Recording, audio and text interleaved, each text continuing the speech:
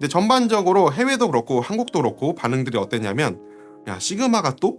이런 느낌이었습니다.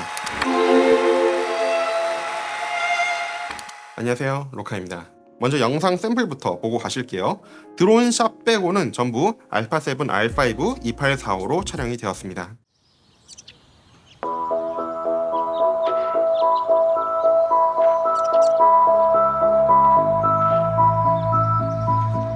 Come as you are and leave as you please, as long as you're pleasing me, baby.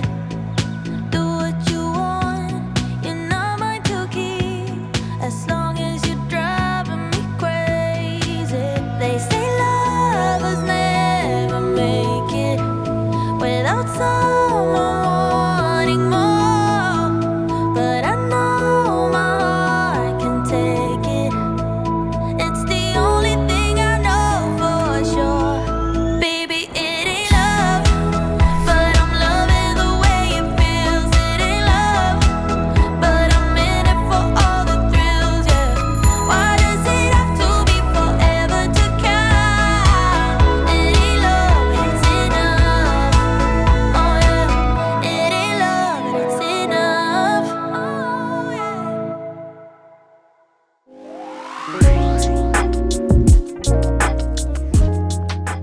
여러분들은 시그마 하면 어떤 렌즈가 생각나시나요? 저는 시그마 1835 f1.8 렌즈, 크롬 렌즈죠. 그게 가장 먼저 생각이 나는데요. GH5 알파 6500부터 시작을 해서 후지 XH2S까지 여태까지 쭉 크롭 이하의 이미지 센서를 가지고 있는 카메라들에 물려서 현재까지도 너무 잘 사용하고 있는 그런 렌즈이죠. 굉장히 오래전에 나왔던 렌즈임에도 불구하고 시그마의 이미지를 가장 잘 표현해주고 그리고 가성비가 굉장히 좋은 그런 렌즈 중에 하나라서 시그마 1835가 먼저 생각이 났습니다. 제가 이 이야기를 왜 했냐면 썸네일 보고 오셔서 다들 아시겠지만 시그마에서 2845 f1.8 DGDN 렌즈가 출시되었습니다. 시그마 2845가 나오기 전부터 루머가 꽤 돌았는데요. 근데 전반적으로 해외도 그렇고 한국도 그렇고 반응들이 어땠냐면, 야, 시그마가 또? 이런 느낌이었습니다. 시그마니까 이런 렌즈를 내지라는 느낌인데, 화질 좋은데 남들이 하지 않는 그런 것들을 조금씩 해보는 그런 정말 시그마다운 렌즈라는 생각이 듭니다. 1835 렌즈가 풀프레임으로 나올지 누가 알았겠어요.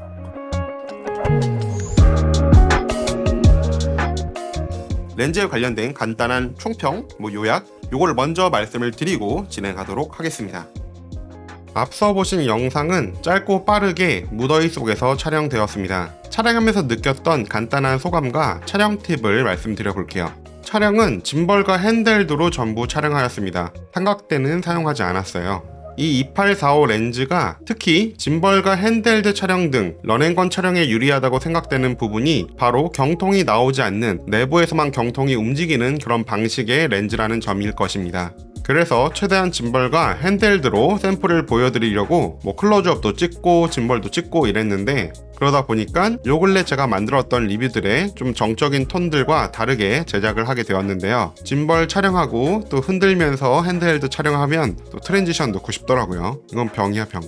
또한 f1.8의 조리개이면서 클로즈업 촬영이 준수했기 때문에 화각이 조금 넓어 보이는 그런 장면들만 찍기 쉬운데, 이 클로즈업이 그 점을 보완해 주었기 때문에 조금 더 다양한 느낌의 샷들을 섞어 쓸 수 있었습니다. 부채 촬영 장면의 원본인데요. 이렇게 주 피사체와 배경이 확실히 분리되어 있죠. 원래 다가갈수록 뒤에 있는 배경 분리가 더 확실하게 되죠. 그래서 보다 피사체에 집중시킬 수 있는 그런 촬영을 할 수 있었습니다. 촬영에서 얕은 심도의 이점을 또 누린 점이 있었는데요. 제가 촬영한 영상의 장소들을 보면 한 4군데에서 5군데 정도의 그런 로케이션을 쓴 것처럼 보이지만 실제로는 거의 50m, 100m 이 정도 반경에서 전부 촬영한 영상입니다. 로케이션을 크게 이동하지 않고 찍었다는 이야기죠. 실제로 이 부채 촬영한 씬과 이렇게 걸어다니는 씬은 완전히 같은 공간이지만 같은 공간인지 아닌지 사실 구별할 수가 없죠. 그냥 풀떼기를 배경으로 찍었구나 하는 느낌 정도만 전달하고 있죠. 이렇게 로케를 이동할 시간이 부족하거나 이쁘지 않거나 예산이 부족하거나 이럴 경우에 얕은 심도는 많은 도움이 됩니다.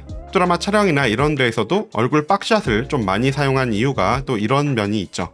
이번 영상에서 또한 얕은 심도의 그런 장점을 톡톡히 누렸는데요. 사실 이게 제일 중요한 파트인데, 이런 류의 영상, 즉 트랜지션을 넣고 싶어서 만든 영상, 그런 류의 영상에서는 얕은 심도로 날리는 것은 편집할 때 더욱 유리합니다. 왜냐면 이어붙이기가 쉽기 때문이죠. 그래서 보다 전환 효과, 트랜지션 편집을 하기에 편했습니다. 마지막으로 렌즈와 바디가 합쳐져서 무게가 어느 정도 되기 때문에 오히려 장점도 있었습니다. 무게가 나갈수록 보다 핸드헬드 촬영에서 덜 흔들리기 때문에 보다 안정적인 촬영을 할 수 있습니다. 여기에 추가적으로 소니 카메라로 촬영했기 때문에 카탈리스트를 추가적으로 돌려서 더욱 안정화된 영상을 얻어서 그것으로 편집을 하기도 했고요.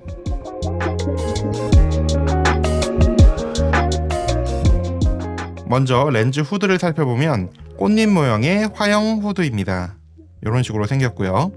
렌즈에 끼면 이런 모습인데 렌즈 크기가 있기 때문에 후드가 커 보이거나 하는 그런 느낌은 없네요. 이런 식으로. 렌즈 필터는 82mm이고 조리개는 실매의 원형 조리개입니다. 렌즈 마운트 부분에는 실링이 되어 있고요. 첫 번째가 포커스링, 두 번째가 화각을 바꿀 수 있는 줌링, 세 번째가 조리개링입니다. 줌링을 돌려도 안에서만 움직이는 모습이 이렇게 보이죠. 이렇게 내부 경통 구조는 짐벌 촬영에서 무게 밸런스를 다시 맞추지 않아도 되는 그런 면에서 유리하기도 하지만 방짐 방정 면에서도 유리합니다. 먼지나 이런 것들이 유입될 그런 공간이 없는 거죠. 렌즈가 나오거나 그렇지 않고 밀봉이 되어 있으니까요. 그래서 좀 더 가혹한 환경에서도 촬영하기 좋은 그런 렌즈라고 할 수 있겠습니다. 이쪽에 보시면 아트렌즈의 A 있고요. 얼마 전에 리뷰했던 시게륵2에서도 수직 촬영 그리고 가로 촬영 모두에 대응할 수 있도록 이런 식으로 버튼이 2개가 들어갔는데 2845 역시 버튼이 2개가 할당되어 있습니다. AF, MF 전환 스위치 있고요. 조리개는 F1.8부터 F16까지 조리개가 조여집니다. 옆에 보시면 조리개에 락이 있고요. 이런 식으로 클릭음이 들리는 유단 조리개로 사용하실 수도 있지만 이쪽에 보면 클릭 써있죠? 스위치할 경우 무단 조리개로 사용이 가능합니다. 전반적으로 메탈 재질이 잘 느껴지는 그런 외관을 가지고 있는데 유광과 무광, 유광, 무광 이런 식으로 유광과 무광 재질이 같이 혼재되어 있어서 좀 더 고급스러운 느낌이 잘 나타난 것 같습니다. 아이폰 15 프로와의 크기 비교입니다. 요 렌즈 길이는 요 마운트부부터 요 끝까지 소니 E 마운트 같은 경우는 153.4mm, L 마운트 같은 경우는 151.4mm를 가지고 있습니다. 렌즈 구성은 15군 18매, 최소 초점 거리는 30cm입니다. 특히 45mm 화각에서 1:4의 배율로 촬영이 가능합니다. 마크로까지는 아니지만 꽤 괜찮은 수준의 클로즈업 촬영이 가능한 거죠.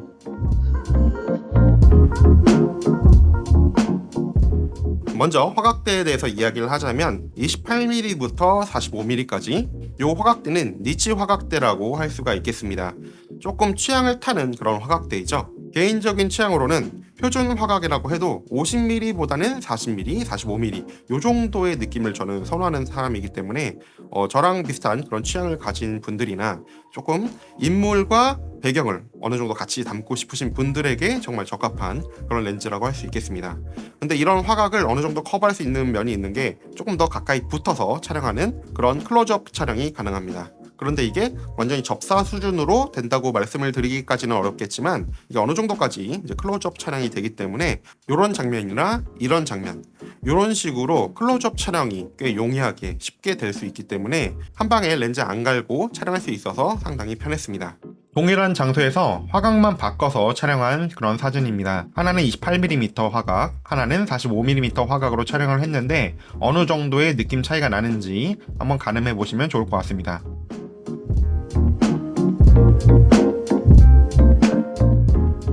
(2845의) AFC 성능은 근래에 나온 시그마 렌즈들이 그렇듯이 HLA 고속 모터를 탑재하고 나와서 매우 쾌적하고 빠르고 아주 정숙합니다. 소니 바디에서는 특히나 AF 검출이 더욱 빠르고 정확하기 때문에 렌즈의 고속 모터와 시너지가 좋아서 사진과 영상 모두에서 매우 쾌적한 촬영 경험을 할 수 있었습니다. 2845 렌즈의 AF가 빠르기 때문에 제가 기존에 쓰던 알파7 R5의 AF 세팅은 다음과 같았는데 이것보다 한 단계 느리게 더 떨궈서 써야겠다는 생각이 들었습니다. 지금 이 장면 같은 경우 4K 60프레임으로 촬영을 했는데요. 매우 빠르게 AF를 잡기 때문에 실제 속도로 재생할 때에는 AF가 바로 바뀌는 느낌이라서 최종 편집본에서는 슬로우 모션을 살짝 걸었습니다. 화각 전 구간에 걸쳐서 0.15초의 AF 구동 속도를 확인할 수 있는 그런 대목이었습니다.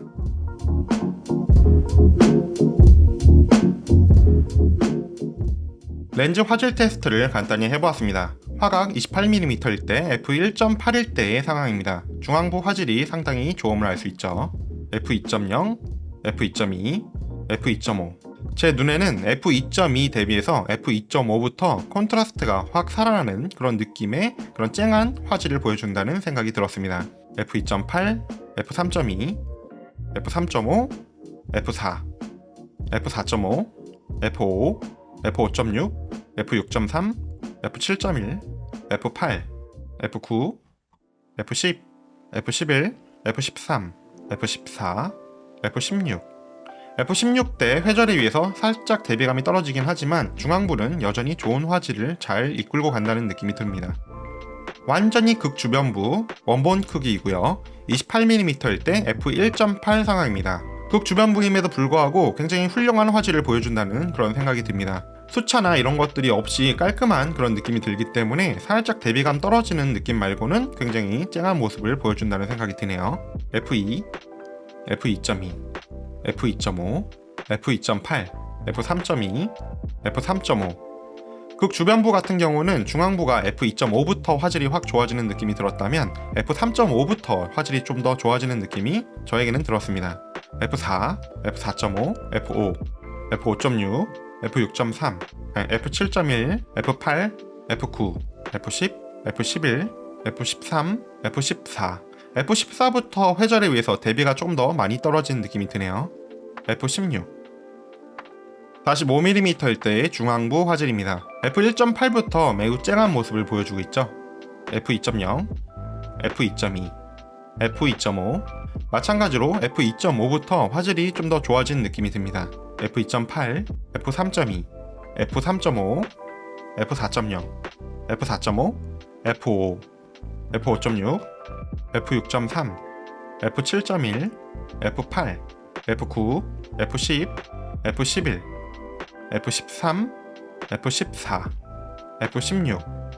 45mm일 때는 F16 정도 들어가서야 회절에 비해서 아주 살짝 대비가 떨어진 그런 콘트라스트가 살짝 떨어진 그런 모습을 보여준다는 그런 생각이 들었습니다. 중앙부 화질을 매우 뛰어나게 잘 가져간다는 그런 생각이 드네요. 줌 렌즈인데 단렌즈 여러 개 섞어놓은 그런 화질의 렌즈라는 생각이 듭니다. 45mm f1.8 때의 극주변부를 살펴보겠습니다. 45mm일 때는 극주변부가 비네팅에 의해서 어두워진 것 빼고는 굉장히 화질이 좋음을 보여주고 있네요. 극주변부 화질이 굉장히 좋은 느낌입니다. 벌써부터 F2, F2.2, F2.5, F2.8, F3.2, F3.5. 전반적으로 28mm일 때도 그랬지만 45mm에서도 화질 좋은 이미지를 보여줍니다. 28mm일 때보다 45mm일 때 극주변부 화질이 더 좋다는 생각이 드네요. F4, F4.5, F5, F5.6, F6.3, F7.1, F8, F9, F10, F11, F13, F14. F14까지도 굉장히 대비가 안 떨어지고 화질을 잘 가지고 가다가 F16 때도 콘트라스트가 아주 미세하게만 떨어지고 극주변부 화질이 굉장히 뛰어나게 보여짐을 알 수 있습니다. 극주변부인데 이 정도로 화질을 F16까지 회절에 의해서 대비도 잘 안 떨어지고 굉장히 잘 이끌어가고 있는 모습이 굉장히 인상적입니다. 극주변부까지 화질이 정말 좋네요. 덤으로 35mm일 때도 화질을 잠깐 보자면 f1.8부터 이미 화질이 굉장히 좋음을 알 수 있습니다. 마찬가지로 35mm일 때도 f2.5부터 화질이 더 좋아진다는 생각이 들었고요.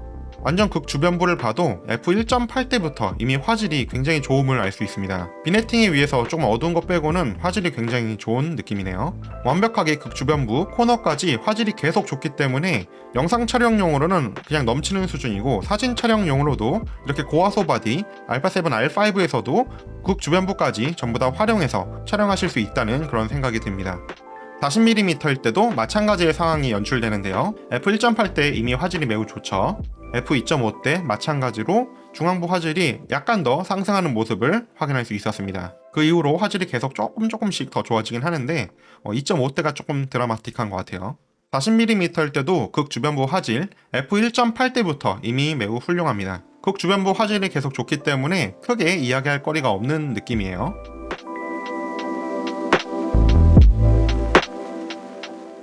렌즈 왜곡을 살펴보겠습니다.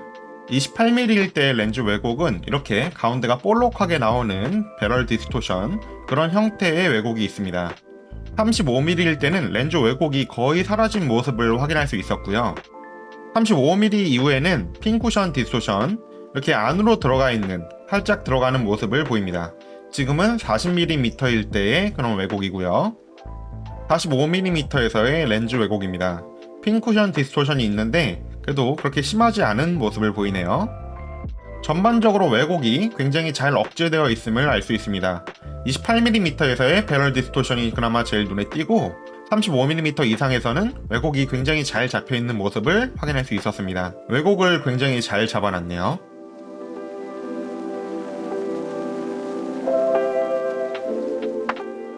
요즘 렌즈들은 해상력, 색수차 등 화질적인 면과 경량화 옵션은 챙기고 비네팅은 디지털로 보정하는 방식을 취하죠. 2845 역시 마찬가지 컨셉으로 보입니다. 보정을 끌 경우 비네팅이 존재하는데요. 전 화각 모두 최대 개방인 f1.8에서는 비네팅이 다소 보이다가 점점 조일수록 없어지고 f4 정도부터는 눈에 띄게 사라집니다. 그 이후로는 점점 없어져서 f7.1 정도 되면 거의 완벽하게 사라진 모습을 보입니다.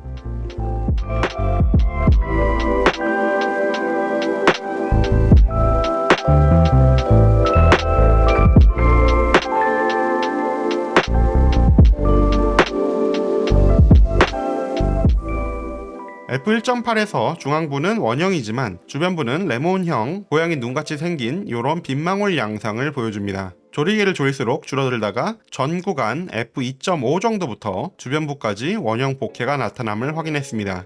제가 쭉 보여드릴 테니까 한번 확인해 보세요.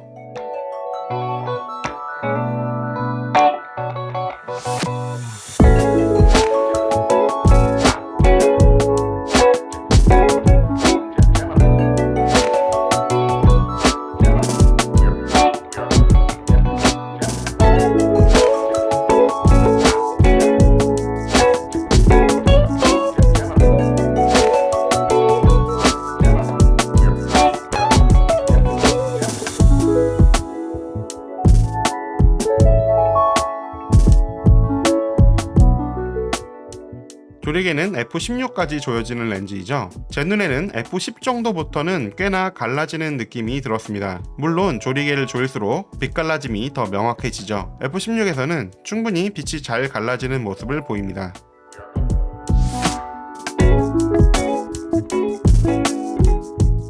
색수차 같은 경우도 매우 깔끔하게 잘 억제되어 있습니다. 다음과 같이 제가 여러 상황을 촬영을 해보았는데요. 확대해서 봐도 초점이 맞은 부분, 초점이 맞지 않은 빗망울 부분 모두에서 색수차가 극도로 억제가 잘 되어 있음을 확인할 수 있습니다. 최대 개방으로 빵빵 찍어도 색수차 걱정 없이 촬영할 수 있다는 이야기죠. 최대 개방 조리개에서 화질도 그랬지만 색수차 역시 잘 잡아주고 있기 때문에 높은 광학 성능을 가지고 있다고 말할 수 있겠습니다.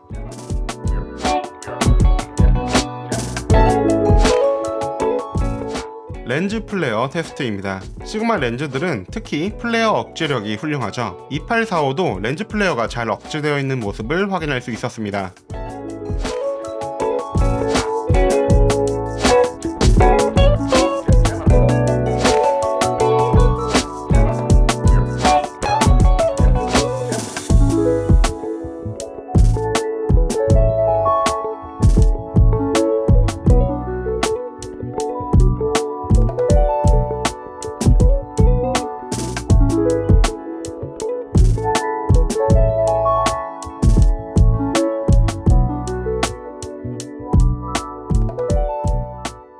혹시 오해가 있을까봐 추가를 하는 내용인데, 제가 초반에 보여드렸던 영상 샘플 파트에서 몇몇 장면들에 이런 빛이 들어오는 것들, 요것들은 렌즈에서 생기는 것들이 아니라 제가 이쁘라고 따로 편집해서 추가한 것이니까 오해 없으시길 바랍니다.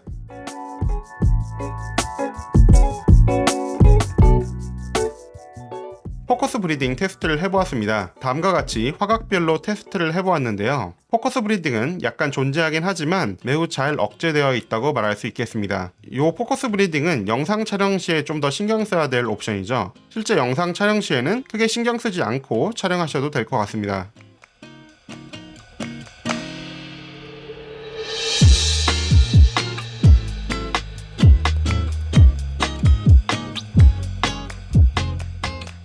화각이 변할 때 초점이 유지되는가를 테스트해 보았습니다. 전반적으로 초점이 크게 틀어지지 않지만 완벽한 팝포컬은 아니었습니다. 영상에서는 충분히 사용할 만한 세미 팝포컬 정도로 생각이 되고요. 사진에서는 완벽한 팝포컬은 아니기 때문에 AF와 같이 구동시켜서 사용하시길 추천드립니다. 추가적으로 AF 모드에서의 줌일대의 상황입니다. 이때는 초점 유지가 튀거나 하지 않고 잘 유지되기 때문에 소니 바드와의 궁합은 좋다는 생각이 듭니다.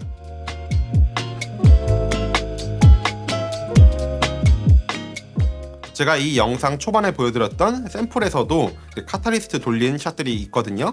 이제 그런 촬영분에서는 좀 더 크롭되기도 하고, 또 추가적으로 알파7 R5 같은 경우에는 4K 60프레임 촬영할 경우 이제 크롭이 어느 정도 되기 때문에, 그래서 영상 촬영하시는 분들에게는 스테디샷 혹은 액티브 스테디샷, 그리고 카탈리스트, 클리어 이미지 줌 이런 것들을 통해서 좀 더 화각을 다양하게 쓸 수 있는 그런 f1.8 렌즈라는 생각이 들고요. L마운트 같은 경우에도 파나소닉 같은 경우에는 S5M2, S5M2X에서 얼마 전에 손떨림 방지, 좀 더 강력한 손떨림 방지 기능이 들어갔죠. 거기서 이제 크롭이 좀 더 많이 되기 때문에 오히려 이 렌즈의 최대 망원인 45mm가 아니라 거의 60mm 이거 이상 되는 그런 화각으로 촬영을 할 수도 있는 그런 상황이고요. 블랙매직의 BMCC 6K나 픽시스 6K 이런 카메라 같은 경우에도 내부에 자이로 데이터가 같이 기록이 되기 때문에 이거를 같이 활용하실 경우에 약간의 크롭이 되면서 안정화가 되는 소니의 카탈리스트 같은 그런 역할을 해주기 때문에 이런 면에서 화각이 조금 더 생각했던 것보다 조금 더 45mm보다 더 망원인 50mm, 60mm 이 정도의 결과물로 실제적으로는 받아볼 수도 있다, 이런 느낌을 많이 받았습니다. 애초에 렌즈의 컨셉 자체가 짐벌이나 핸드헬드에 좀 더 유리한 방식으로 나왔기 때문에 그런 촬영에서는 확실히 이런 것들을 많이 돌리잖아요. 이런 것들을 충분히 고려해서 생각을 하면 45mm도 나쁘지 않은 그런 선택이 될 것 같습니다.